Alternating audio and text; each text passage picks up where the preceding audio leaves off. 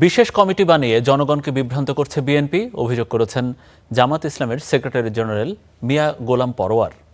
বিকেলে রাজধানীতে আইনজীবী ঐক্য পরিষদ আয়োজিত সেমিনারে এই কথা বলেছেন তিনি। অভিযোগ করেন, জুলাই সনদে গুরুত্বপূর্ণ বিষয়ে বিএনপি নোট অফ ডিসেন্ট দিয়ে গণরায় বাস্তবায়ন থেকে সরে এসেছে। এছাড়া অক্ষরে অক্ষরে জুলাই সনদ বাস্তবায়নের কথা বললেও তারা তা মানছে না। জাতীয় ঐক্যমত্যের ভিত্তিতে জনগণের রায় বাস্তবায়নের দাবি জানান মিয়া গোলাম পরোয়ার। জাতীয় সনদ পারেন কিনা এর উত্তর দিয়ে বসে বসে আলোচনা। এখানে একটা হলো গণভোট আর জুলাই সনদ, এইটা নিয়ে একটা প্যাচ লাগাইছি।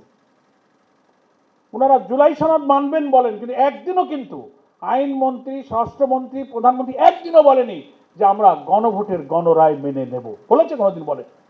তাহলে গণভোট থেকে জুলাই সনদ ওনারা ডিফারেন্স করে ফেলেছেন। গণভোট যদি মানা হয় তাহলে বিএনপি যে 14 থেকে 15টা সাংবিধানিক পরিবর্তনের ব্যাপারে ভিন্ন মত দিয়েছে, নোট অফ ডিসেন্ট দিয়েছে, ওইগুলো আর তারা কার্যকরী করতে পারবে না।